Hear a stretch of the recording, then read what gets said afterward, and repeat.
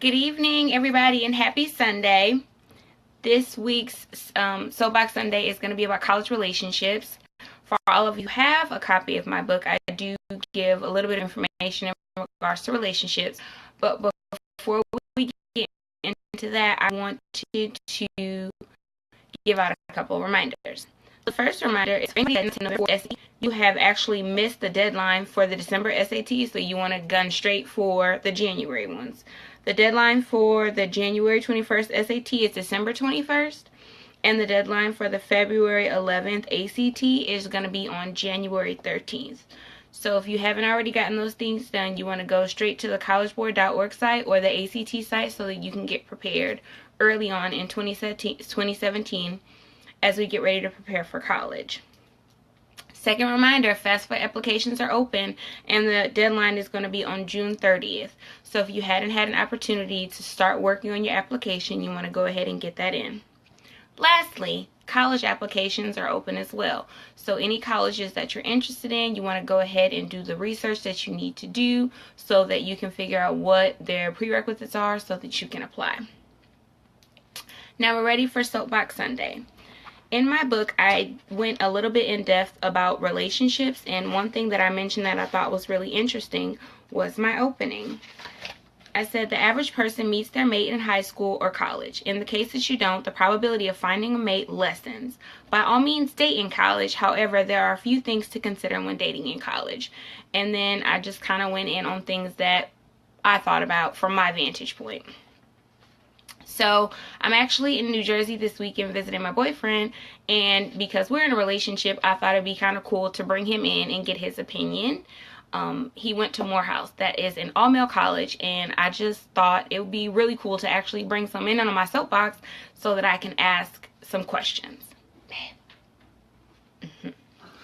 So I'm going to be asking a couple questions, and because we both come from the Atlanta University Center, I think it's kind of cool because the ratio for males to females when we went to school was for every one male. It was 17 females to one male. Yes. So that lets you know the kind of situation that we were in, but there's also plenty of other ratios around different colleges. Because we went to school in the AUC, that was Morehouse, Spelman, Clark, Morris Brown. So it was a lot of people to pick from, but just as far as the male to female ratio, if you wanted a man, you kind of had to go hard for it. So, first question. Oh, this is Christopher Morency. Say hi. Hi, Facebook. Okay. So, because you went to Morehouse, I thought it would be interesting for you to share a little bit about your experience being at an all-male college. Like, how was your interaction with girls, and how did not having so many females, I know that people could cross-register, but how was the environment not having so many females on your campus and in your classrooms? With mostly males on campus, it made things really difficult to find females to hang out with, because you kind of had to have known them already, or be willing to go out to clubs and all these other places to meet them, or the library. Library was a good place to meet women.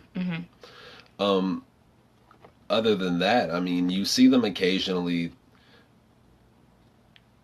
It was a breeding ground for, what's the word? Lots of fun outside of the confines of relationship, just because you never see the person you're with, and if you wanted to go see something else, it was very easy for you to go get distracted. I like the way you put that. Yeah. In your classrooms, not having females or not having so many females, did it make it a better learning environment for you? Well, it was a real boys club in the classrooms. I mean, a lot of times we had male teachers as well, and if they wanted, they can get really candid with us. And because girls weren't in there. Yeah. Okay. Yeah. And in occasions where there were girls in there, my male professor would tell the women to leave the room so he can talk to us the way he wanted to talk to us. Very Morehouse of him. Yeah. I like it. Okay. So my next question comes based on a situation that I'm actually heard about from a friend, and his son is getting ready for college, and he's in a relationship, and his son is seriously considering like following his girlfriend to college. So I've seen a couple situations, and my question for you is, if you think back to high school, like would you have considered going to the same college as your girlfriend? I mean, there's some deciding factors. It's not just about her and the relationship. I mean, if I go to her college, which I'm not entirely scared of or shy away from, it has to be beneficial to me as well. Like, her college has to have everything that I would need to get out of it as well. Mm-hmm. Like, if I'm into sports, it has to have a good sports program. It has to have, like, whatever type of education needs, or all, like, pretty much anything that I would need, mm-hmm, as well as her. Do you know what I just thought about? So, like, us, although we didn't technically go to the same school, but mm-hmm, it would have worked out in our favor to be in the AUC together, mm-hmm, because you're at Morehouse with your major and I was at Clark with my major. So we've been tight. Yeah. All right. So I know that you were in a long distance relationship your freshman year of college, and I actually did long distance my junior year. So being a college student and being, miles away from your mate, like, how did you handle being in a long distance relationship? Back then it sucked because I wasn't social. I stayed in the room all the time to talk on the phone. I pretty much went straight from classroom to dorm room to talk on the phone. And a lot of connections that people have right now from freshman year, I missed out on. Mm-hmm. So not necessarily just the female connection. I didn't go out because... Out of respect for your mate? Both, and I'd rather have wanted to talk to her. Mm-hmm, that type of thing. Well, that's interesting because, like, I went into college in a relationship and it was very short-lived because he was in LA. Mm-hmm. And then my junior year, I went back into college with a relationship, but it was so short-lived because it cut... What are you doing? Because it limited things socially. I was an RA in Beckwith, so being in not all male, but the first floor was males, and it was a very hard thing to explain to my boyfriend in LA because he couldn't see what I was dealing with. So again, it was very short-lived. I don't think I would try long distance again in college. It was kind of sucky. We're 30. I know that. Okay. As far as dating in college, I think going in, you're super duper young, and then you're coming out, you're 21 at least, or a seasoned adult. So, like, what advice do you have for those going into college and relationships, or, like, what are some of the things that you would tell someone going into college in a relationship? Going into college in a relationship? Mm-hmm. Good luck. You have a lot more obstacles than someone that decided to get with somebody at the college they're at. Mm-hmm. Long distance is tough. Mm-hmm. And most of the time you guys aren't mature enough to handle it at the time. But, go with God. Let's see what happens. Okay. Yeah.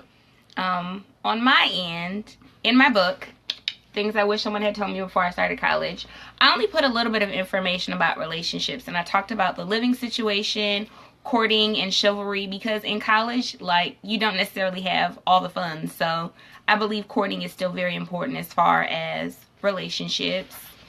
And I talked about sex, hot topic. I talked about rumors and drama, which is the one thing that I do want to talk about as far as advice. You're going to be on a college campus, and you don't want to put your relationship on blast. When we started college, Facebook wasn't a thing. Mm-hmm. So nowadays, you have so much social media and you put all of your business out there, or you tell all of your friends about your relationship. Keep your relationship within the confines of your relationship, because being in that environment, it can definitely ruin you. So my best advice is don't put your relationship on social media. Facebook official is cute, but you want to kind of keep those things to yourself. That's less drama, less rumors, less hearsay, less speculation, because you put a status out there, And another thing that we were talking about was the percentage of men versus women. A lot of times women are very competitive in those environments because there aren't a lot of males on campus. Don't overdo it, ladies. Don't get crazy trying to get a guy. I have tons of stories for my friends that know about my relationship freshman year, and the guy that I was dating, he was dating me and a girl many dorms down. It's bound to happen, but you don't want to lose yourself in trying to find a relationship because pickings are super slim. And lastly, I don't think that you should allow your relationship to take away from your focus. If you are dating someone, bring them into it. Like, do a study group together. You know, go to the library together. But don't fall into a relationship and lose your focus. Right, babe? Yeah. So, do you have anything else you want to say? If you are in a dorm room, you and your roommate need to discuss what to do as far as sex and relationships goes before you guys decide to start bringing women or men over, whatever you're into. Just be respectful. Great tips. So that concludes my Soapbox Sunday. And again, if you hadn't had an opportunity to pick up my book, it's Things I Wish Someone Had Told Me Before I Started College. It is my college experience at Clark Atlanta University, and it was the best time of my life. So I just wanted to share that with you all, and I hope that you all took some feedback from this conversation and enjoy your Sunday.